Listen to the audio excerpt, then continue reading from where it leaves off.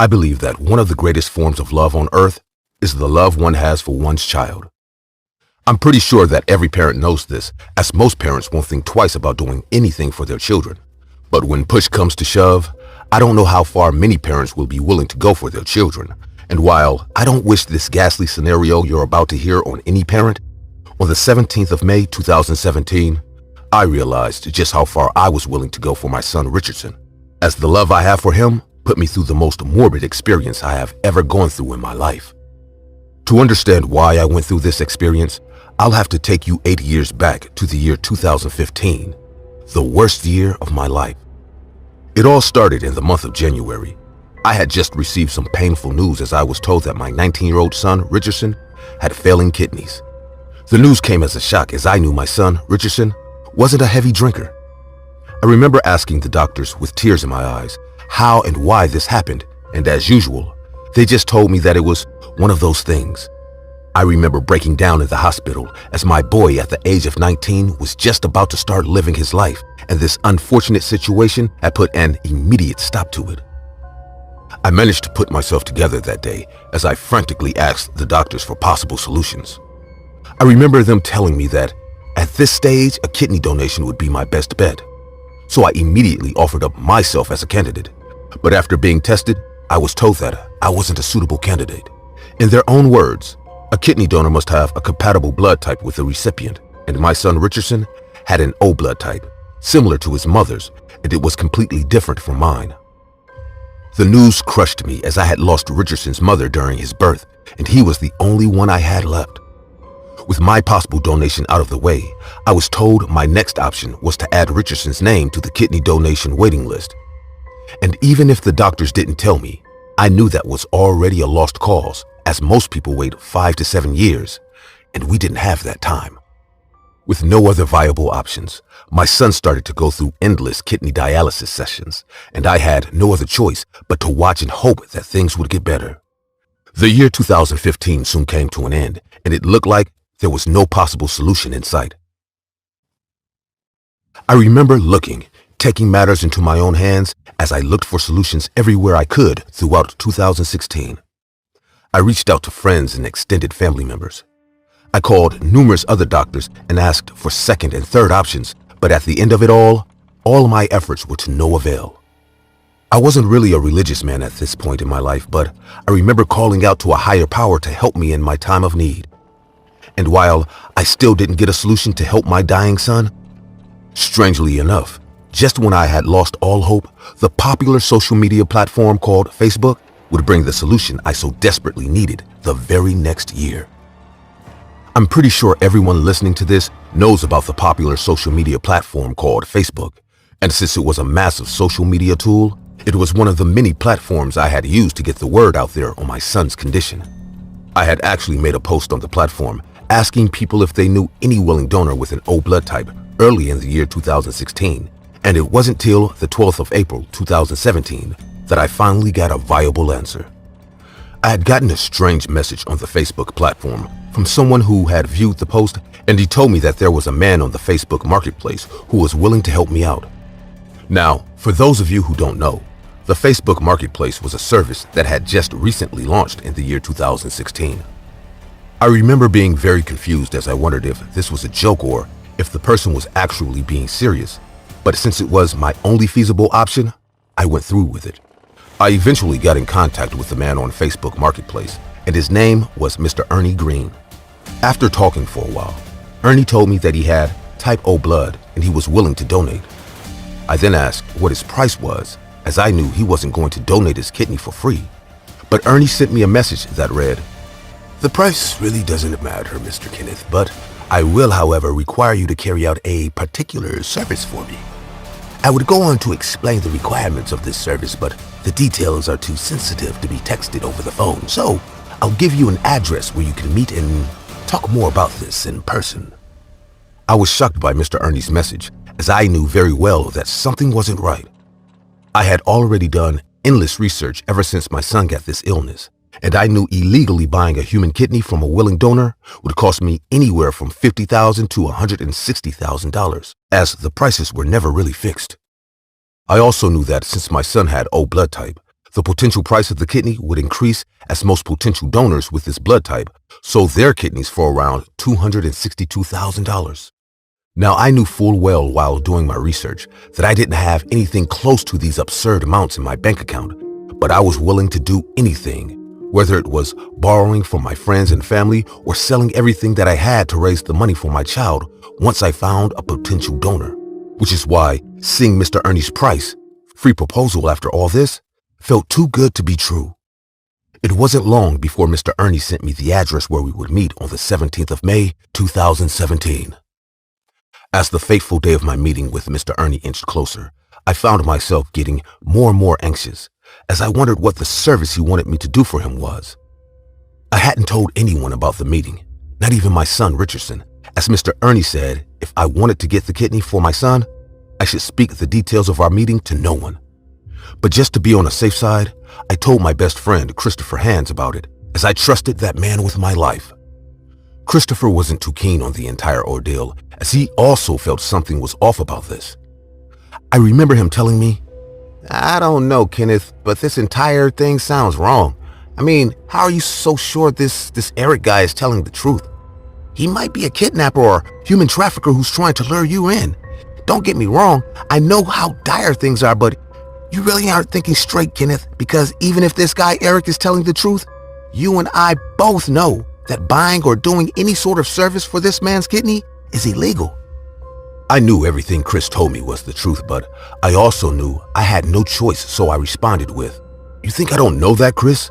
I've probably thought about everything you just said numerous times before, but what choice do I have? My boy is dying in the hospital, and I have done nothing but sit and watch him for 2 years. I can't keep waiting on a damn kidney donation waiting list because we don't have that time, Chris. And while I'm grateful for all the help you have given me and my son during these trying times, this is something I have to do. I know it's illegal and dangerous, but it's the only option I have to save my son, and I love him too much to let it pass me by." Christopher knew I wasn't going to change my mind, so he told me he'd support me. He also offered to go with me, but I told him that I was instructed to go alone. I then told him to promise me that if anything did happen to me, he'd take care of my son Richardson, and he assured me that he would.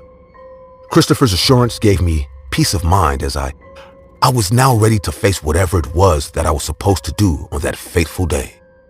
The 17th of May finally arrived, and I went to the address where I was supposed to meet Mr. Ernie. I was picked up by a couple of men, and I was driven to a warehouse-like building. I was then ushered into a room where I saw Mr. Ernie and 2 other hooded figures. Before anything was said, I knew I had gotten myself into something really wrong, as I noticed the 2 hooded men were holding both cameras and film equipment. Mr. Ernie then walked up to me and said, "Hello, Mr. Kenneth. It's nice to finally meet you." I wasn't ready to exchange pleasantries, so I bluntly responded with, "What do you need me to do?" Mr. Ernie then smiled as he said, "That's great. I like a direct man that goes straight to business. So, I'll tell you what you want to know. I'm sure you're already wondering what astronomical price I'm going to call for the donation of my kidney, but you can rest assured that I'm not going to take your life savings for the donation of my kidney. As a matter of fact, what I need you to do for it is pretty simple." Mr. Ernie, who now had a sadistic smile on his face, then picked up a small medical blade as he continued with, "All I need you to do is cut it out of me." I was completely baffled now, as it took my mind a couple of minutes to comprehend what Mr. Ernie had just said.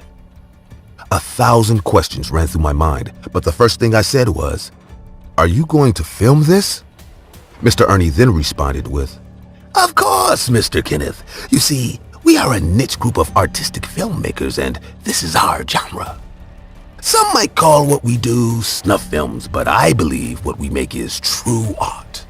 We usually film videos that contain infliction or self-infliction of pain, but we always take it up a notch as we sometimes carry out mock surgeries with real individuals like myself, without anesthesia. And the best part is that these so-called surgeries are carried out by everyday people like you, which makes it so much better as you have no idea what you're doing."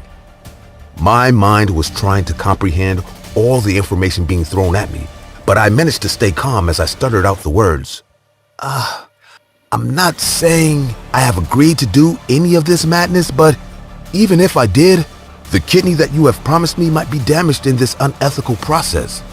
Mr. Ernie then said, I understand your concern, Mr. Kenneth, but you have my word that once you cut me open on camera, a fully functional and capable kidney will be shipped to the hospital your son is staying at.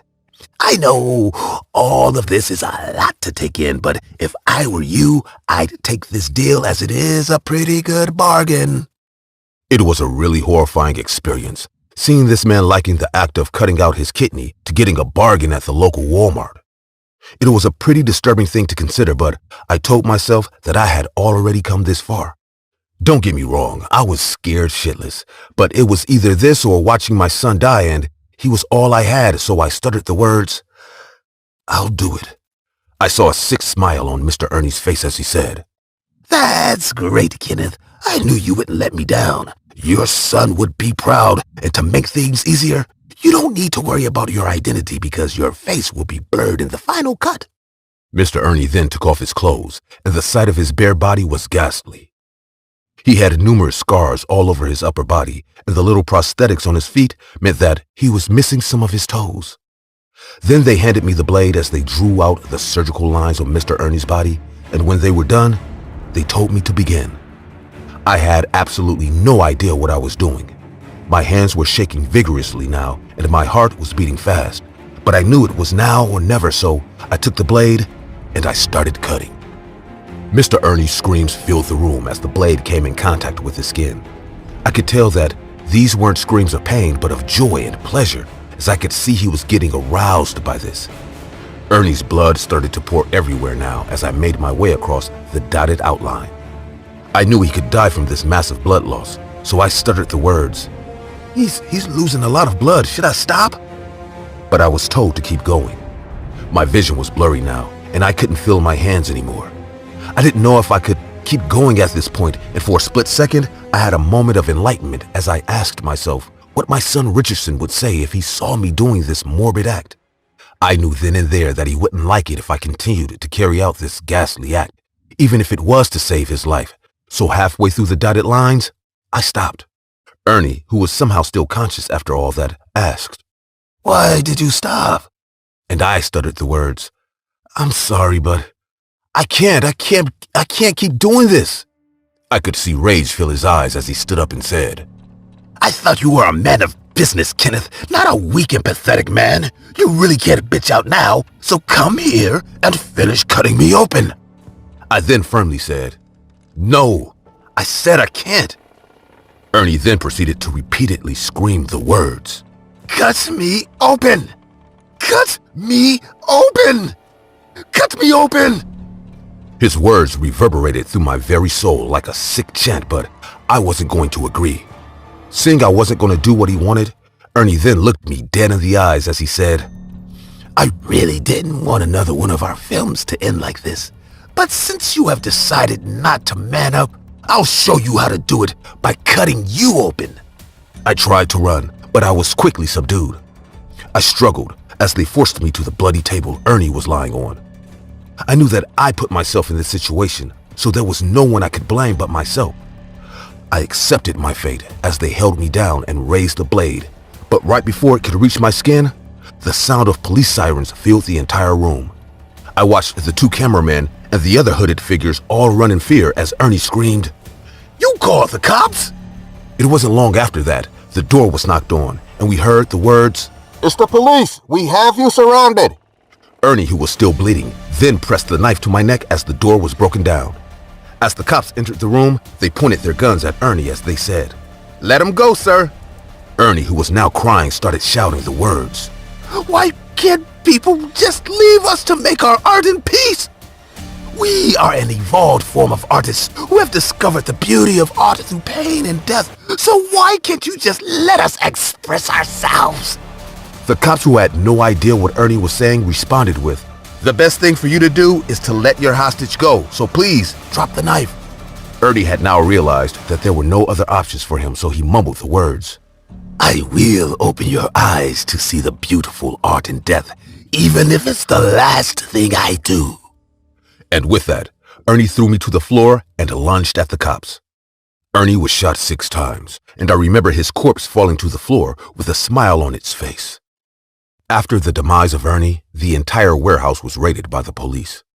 Numerous hard drives filled with morbid snuff films containing scenes of brutal murders, self-amputations, ghastly mock surgeries without anesthesia, and aggressive self-harm were found and confiscated. It was also revealed that Ernie was an alias, that the man's real name was Ronald Duffer. He was a man that was formerly hospitalized after having numerous records of continuous self-harm. Apparently, he had managed to escape from where he was being kept, and he hadn't been found since. It was also revealed that he had been diagnosed with a rare form of extreme sexual sadism disorder that they called advanced voyeuristic sexual sadism, which was what led him to start making these snuff films and selling them for high prices to people who enjoyed the same sexual depravities. I'm pretty sure that I would have died that day, but the cops told me that they had received a call earlier from a man called Christopher Hands, and he told them that his friend was terrified and about to do something stupid at this address. So they rushed down to the scene. I cried after they told me that, as I thanked Christopher under my breath. After I had answered all their questions and the investigations were through, the cops let me go. I remember the first thing I did after that was to rush to the hospital and hug my son. I knew I had potentially lost the last opportunity I had to save my son, but I knew he wouldn't have wanted me to kill a man and become a murderer just to save his life. The doctors told us that with dialysis, the life expectancy is 5 to 10 years. But my son died on the 2nd of February, 2019. These 4 years without him have been extremely hard, but I've learned to live with the pain. I sometimes beat myself up as I usually wonder if I should have just done what Ronald Duffer wanted me to do and cut him open. But then I reminded myself that my son Richardson wouldn't have wanted that. On some days, I also wish I had spent more time with him during the time I wasted running around associating with psychopaths who made snuff films. I could go on and on about my regrets, but the one thing I don't regret was deleting the social media app called Facebook. Because while I thought it had given me the solution I was looking for, at the end of it all, it just gave me much more problems. I now know that many of the people behind the messages we receive on social media platforms aren't who we think they are. I know for a fact that there are potentially thousands of people like Ronald Duffer still on the platform now, and any one of you hearing this could be talking to one of them.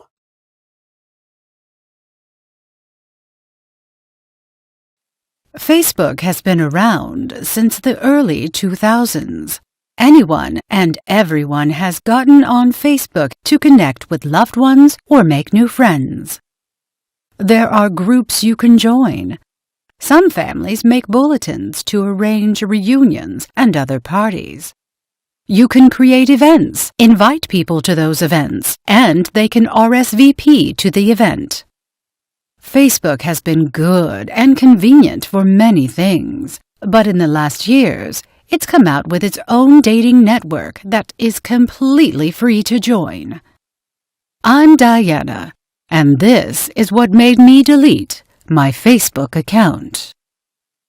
I had just gotten through a rough breakup with a man I thought I was going to marry.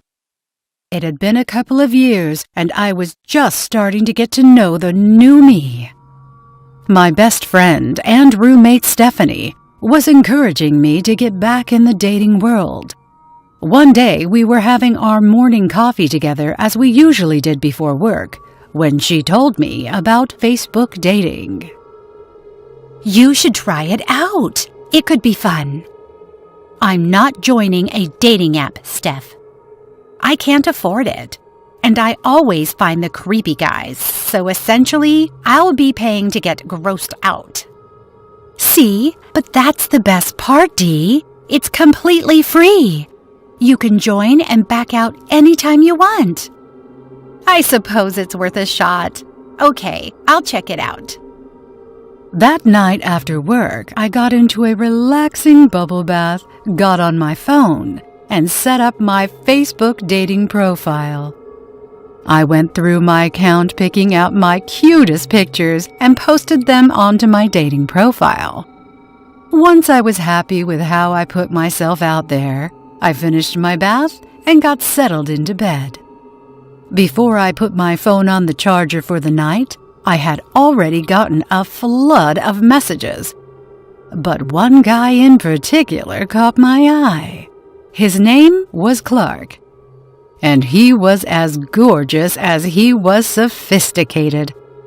Most messages I got were like, "Hey, beautiful," "Hi," "Sup," etc.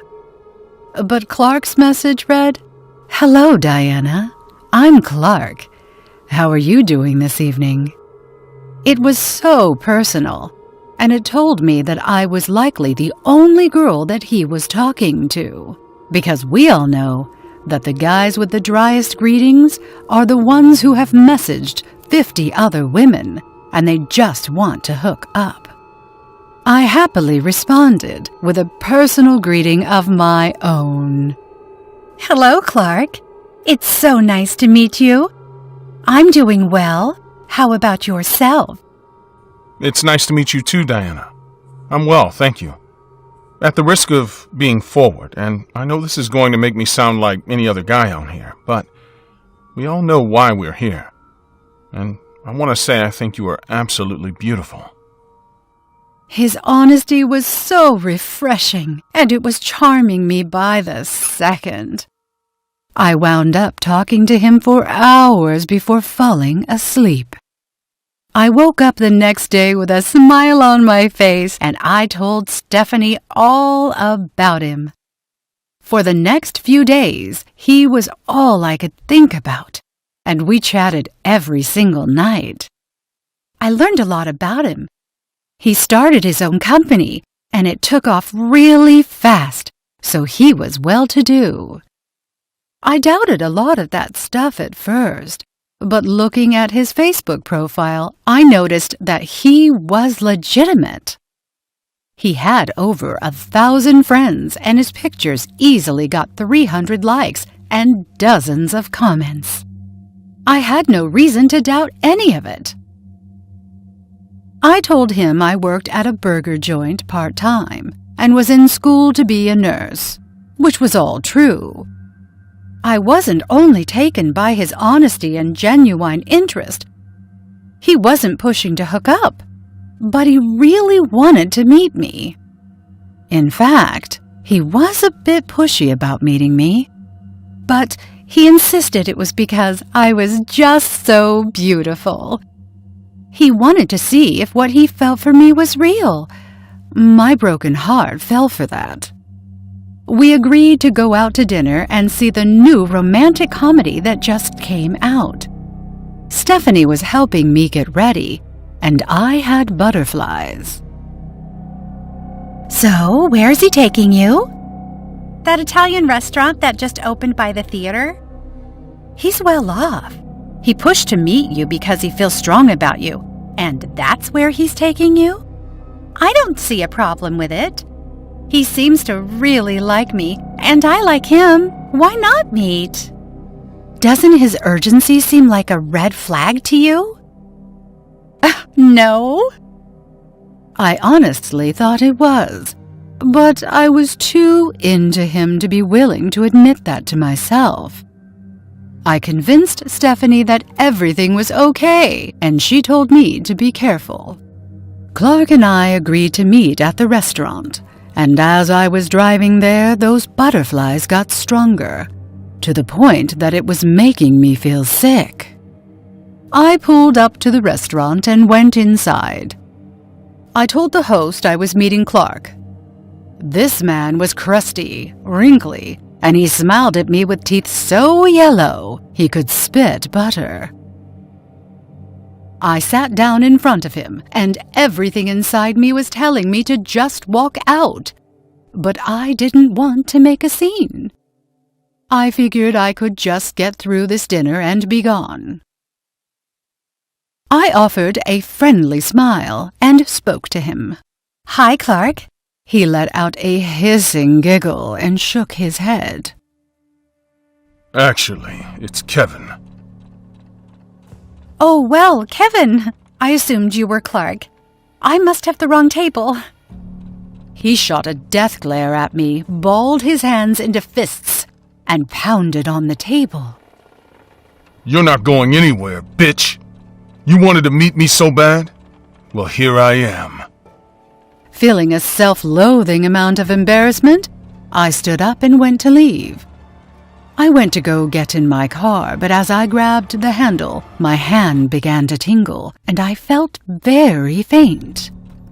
I got into my car and called Stephanie. She told me that I was likely being sex trafficked and to go to the police, and she would meet me there. I was given medical attention, and Stephanie stayed with me while I reported the incident. It appeared that I was very lucky to have been so close to the police station. It turns out the man I was talking to, named Clark, was the one who spiked my doorknob with a drug. Kevin was a sex trafficker, and he was not working alone. Clark had many social media profiles, and a lot of the accounts he was friends with turned out to be bots to make him look trustworthy. Kevin was the man who would meet women, scare them off, and Clark would follow them and snatch them when the drug knocked them out. I should have listened to my gut that something wasn't right. I encourage you all that if something feels wrong, it 100% is, and to listen to that. I was so freaked out by the incident that I deleted my Facebook account. Be careful, folks. Traffickers are everywhere.